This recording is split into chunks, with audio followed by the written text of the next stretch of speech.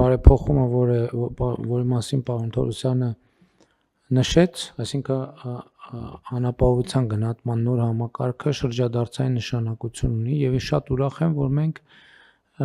ոչ մի քաղաքական նկատ առումով չենք դանդաղեցրել եւ չենք կանգնեցրել այդ գործընթացը, որովհետեւ այս բարեփոխումը ունի շատ կարեւոր գաղափարախոսական եւ հայեցակարգային նշանակություն, որովհետեւ մենք պետք է ընդհանրապես հստակ կիսենք եւ համաձայնության հասնենք Հայաստանի Հանրապետությունում կյանքի միջին վիճակագրական մոդելի հետ, որն է կյանքի միջին վիճակագրական մոդել։ Կյանքի միջին վիճակագրական մոդելը կրթություն, աշխատանք, բարեկեցություն։ Այսինքն սա է այն առանցքը, որի շուրջ պետք է ցանկացած մարդու կյանքը կառուցվի, որովհետեւ բազմաթիվ հանգամանքների բերումով երբեմն ընկալումները այս առանցքից էականորեն շեղված են։ Եվ մենք պետք է հստակ այս ուղերձը տանք, որ այս կյանքի միջին վիճակագրական մոդելը հենց մարդու անձնական պատասխանատվությունն է դա իրագործելու։ Մարդու անձնական պատասխանատվությունն է, եւ սա մենք պետք է երեխաներին ներշնչենք դպրոցից եւ մանկապարտեզից։ Այս է պատճառը, որ մեր նորակառույց դպրոցներում եւ հիմնանորոգվող բոլոր դպրոցներում մենք անում ենք հետեւյալը, որպես երեխան երբ որ մտնի դպրոց, առաջին բանը որ նա տեսնի այն փիրուզագույն ցուցանակն է, որի վրա գրած է լավ սովորիր, որ լավ ապրես։ Երեխան պետք է հստակ հասկանա իր սովորելու որակի կապը իր ապագա կյանքի որակի հետ։ Եվ այսինքն մարդու առաջին պատասխանատվությունը հանրության եւ պետության առաջ ինքը իր կարիքները հոգալն է։ Այլ բան, որ իրական Հայաստանի գաղափարախոսությունը առանցքում դնում է նաեւ մեկ այլ բանաձև, որ պետությունը պետք է ուժեղացնի մարդուն, մարդը պետք է ուժեղացնի պետությանը։ Մենք համոզված ենք, որ մարդուն ուժեղացնելու այլ ձև քան կրթությունն է գոյություն չունի։ Այսինքն, եթե ուզում ես մարդուն ուժեղացնել, պետք է նրան աջակցես կրթության հարցում։ Ընդ որում ես երեխաների մասին եմ խոսում, բայց այս մոդելը ցանկացած տարիքի մարդուն վերաբերվում է, որովհետև եթե մարդը պետք է հասկանա, եթե ինքը չունի տուն, ինչ պետք է ինքը անի, ինքը պետք է աշխատի եւ վաստակի։ Տուն ունենալու համար անհրաժեշտ եկամուտներ։ Եթե չունի մեքենա, եթե ունի վարկ, ինչ պետք է անի, պետք է աշխատի եւ վաստակի իր վարկային պարտավորությունները մարելու համար անհրաժեշտ եկամուտներ։ Որովհետեւ այս վարկային պատմություններն էլ իրանք սոցիալ-հոգեբանական մակարդակում շատ կարեւոր բան կա։ Այսինքն մարդիկ անդադ ասում են, դե վարկ ունեմ, ինչով կարաք օգնեք։ Այս օգնության հարցին ես կանդրադառնամ։ Բայց ընդհանուր առմամբ երբեմն հասկանում ես, որ մարդը շատ մեծ տարբերություն է դնում ինքը բանկից այդ փողը վերցրել, թե հարևանից։ Որտեղ ոչ մեկ չի գալիս ասի, հարևանից պարտք եմ, չեմ կարող պարտքը տամ, կարող է դուք փակեք այդ պարտքը։ Որտեղ համարում է, որ եթե բանկից է վերցրել, այս պետական փող է, բայց մարդիկ չեն արձանագրում, որ բանկերի տրամադրված վարկերի մի հսկայական մասը իր հարևանի այդ բանկում դրած ավանդն է, որ այդ բանկը մատուցում է որպես ծառայություն, այսինքն փոխանցում է ուրիշներին։ Եւ ելի եմ ասում, մարդու անձնական պարտավորությունը կատարելը մարդու անձնական պարտավորությունն է։ Սա շատ կարեւոր բան է։ Չի կարելի այդ բանը այդ թույլ տալ, որ զարգանա այդ հոգեբանությունը, որ դե հա դե պարտք եմ մի քիչ այս մեկը կտա, մի քիչ եմ մեկ կտա, մի քիչ եմ մեկ կտա, դենց արանքում յոլա կգնա։ Դա շատ վատ միտում է,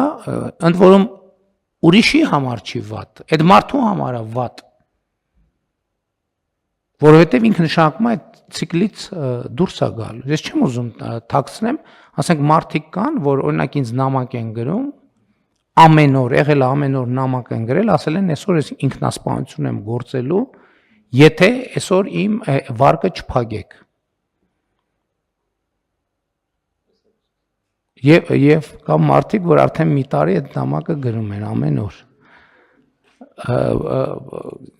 Սա խնդրեմ է։ Մարդը պետք է հասկանա, որ իր խնդրեմն է, որ ինքը երբ որ մեզնից յուրաքանչյուր մի պատասխանատվություն վերցնում է, ինքը չպետք է վերցնեն հույսով, որ այ մի ուրիշը կգտնվի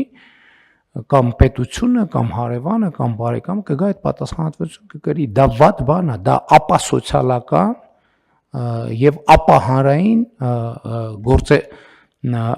գործելակերպ է։ Այսինքն առանցքում պետք է լինի կրթությունը, մենք ամեն ինչ պետք է անենք, իմիջիայլոց ուզում եմ մեզ հիշեցնել, որ մենք կրթության շեմը պիտի իջեցնենք։ Մսուրային հատվածի զարգացումը մեր առանցքային թեմաներից մեկն է, որ մենք պետք է այլ եմ ասում ենք պիտի որոշենք, որն է այդ տարիքը, որից մենք արդեն այդ նաև մեր փորձագետները միջազգային ստանդարտը պետք է վերցնենք, եթե 6 ամսականն է, ուրեմն 6, եթե 3-ն է, 3, եթե չգիտեմ, ես փորձագետ չեմ, ոչ եմ մասնագետ եմ, մասնագետները կասեն։ Ընդ որում մենք այստեղ երկու նպատակ պետք է ունենանք, առաջինը, որ մայրիկները հնարավորինս շուտ վերադառնան կարիերայի կրթության աշխատանքի, բայց մենք պետք է վերաբերվենք այդ process-ին որպես կրթական process։ Այդտեղ էլ պետք է մենք չափորոշիչ ունենանք եւ ոչ թե ուղղակի բան այտեն զանգակ բան անելու զնգացնելու տրամաբանություն էլ պետք է իր տրամաբանությունն թե ինչի համար ենք մենք դա անում այսինքն աշխատանք կրթություն աշխատանք բարեկեցություն այս պետք է լինի մեր առանցքային փիլիսոփայությունը եւ գաղափարախոսությունը հիմա բայց սա չի նշանակում որ պետությունը չի աջակցելու այս առանցքով առաջնորդվող մարդու Ընդհակառակը մենք այսօր տեսեք նույն եկամտային հարկի վերադարձի process-ով մենք բան ենք անում, մենք օգնում ենք այն մարդկանց, ովքեր հաջողակ են։ Այսինքն ովքեր կարողացել են այդքանը անել, մենք էլ ասում ենք, որ դուք այդքանը կարողացել եք անել, մենք էլ շարունակությունը կանենք։ Ես ուզում եմ հիշեցնեմ 2019 թվականին համահարթ եկամտային հարկի հետ կապված քննարկումները, երբ որ մեզ մեղադրում էին, ասում էին, որ դուք տեսեք լավ աշխատանք ունեցող եւ աշխատավարձ ունեցողին եք բան անում նույն ձևի եկամտային հարկ դնում վատին էլ եւ ասում ենք այո դա մեզ համար ունի գաղափարախոսական նշանակություն մենք այդ մարդուն ասում ենք շնորհակալություն որ դու քո ժամանակը ոչ թե 1000 ներողություն քուչեքում պոպզած ես անցկացրել այլ գնացել ես քո ժամանակի քո ժամանցի քեֆերի եւ այլնի հաշվին գնացել ես կրթություն ես ստացել եւ կրթության հաշվին ստանում ես այսքան աշխատավարձ դրա համար պետությունը քեզ շնորհակալություն է ասում եւ քո եկամտային հարկը նվազեցնում է եւ այդպես լինելու է միշտ որպեսզի այդ կրթության դա էլ է կրթության խթանում որովհետեւ ում մասին նկատի ունեն որևէ մեկը չկա այդեղ կամ կարող է շատ չնչին% մարդիկ լինեն, որ իրանք այդ աշխատավարձերը ստանում են առանց բարձրորակ կրթության։ Եվ սա կրթությունը խթանելու շատ կարևոր միջոց է եւ ճանապարհ է, եւ սա արդեն իսկ փորձով ապացուցված քաղաքականություն է։ Բայց նաեւ մենք պետք է մյուս խմբերին ոչ թե ասենք դե վերջ։ Մենք պետք է աջակցենք եւ անապահովության գնահատման համակարգը առաջին հերթին հենց աջակցությունը անապահովությունը հաղթահարելու բայց մենք հասկանում ենք նաև որ կարող է շատ երկար տևի եւ արդյունքում կլինեն մարդիկ ինչ պատճառներով չի ստացվի որ իրանք հաղթահարեն մենք այդ մարդկանց էլ մենակ չենք թողի ընդհակառակը մենք այս քաղաքականությամբ այդ մարդկանց գոնե կկարողանանք միջին ինչ որ մի արժանապատիվ շեմով աջակցություն ցուցաբերել, ել չեմ ասում, որ բայց աշխատունակ մարդկանց նկատմամբ մեր ռազմավարությունը պետքա լինի, որ իրանք պետքա գնան աշխատեն, իրանք պետքա կրթություն, աշխատանք, բարեկեցություն, իրանք պետքա մղենք այդ ճանապարհ։ Իհարկե կան մարդիկ, ովքեր ունեն աշխատունակության սահմանափակումներ։ Այս լրիվ ուրիշ պատմություն է։ Սա լրիվ ուրիշ պատմություն է, որ եւ այստեղ է, որ պետության սոցիալական քաղաքականությունը եւ սոցիալական համերաշխության տրամաբանությունը պետք է լիարժեք արտահայտվի եւ ընդհակառակ այս ճանապարհով երբ որ մենք առավել հասցեական ենք միջոցները օգտագործում այն շերտ են խավերը որոնց մենք պարտավոր ենք ուղակի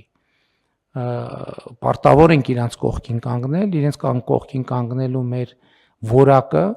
էականորեն ավելի բարձր է լինում չնայած էլի ուզում եմ հիշեցնել որ այստեղ էլ մենք անելիք ունենք որովհետև նույն հաշմանդամություն ունեցող անձանց բարագայում մեր քաղաքականություններն հնարավորինս ապահովել նրանց ներառում այդ թվում աշխատանքի շուկա եւ ընդհանրապես կյանք։ Բայց էլի եմ ասում, կան այսօր ամենավառ օրինակը կան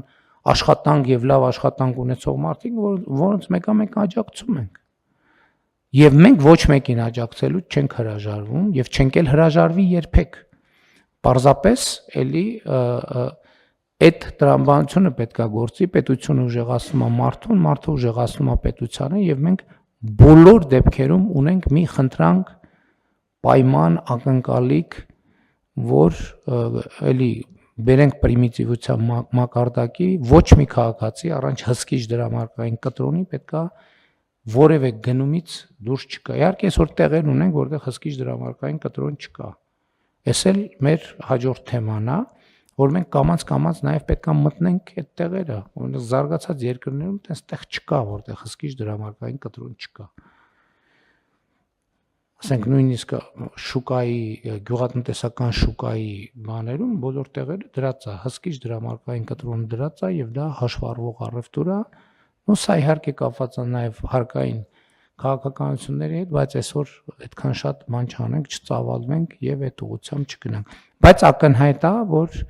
աղքատության մակարդակ, ծայրահեղ աղքատությունը ըստ էության վերջին տվյալները գոնե մեզ ասում են, որ ձգտում է 0-ի։ Եվ այս տեմպը միանշանակ մեզ բերելու է զրոյացման, բացի այն դեպքերից, երբ որ ասում են, որ այնուամենայնիվ լինում են դեպքում, ինչ ուզում ես արա, ինչ ուզում ես արա։ Մեկը,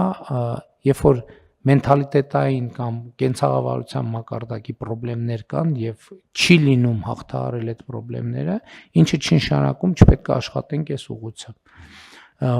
Այնպես որ մեր սոցիալական քաղաքականությունների իմաստը եւ տրամաբանությունն է նա եւ գուցե թե մենք նոր կառավարությունում գուցե թե մտածենք նաեւ նախարարության անունը փոխելու մասին, որպեսզի այս տրամաբանությունը ավելի տեսանելի արտահայտվի այդ թվում նախարարության անվան մեջ։ Դա դեռ կքննարկենք, դա ընդհանրապես գաղափար է, գուցե այո, գուցե ոչ։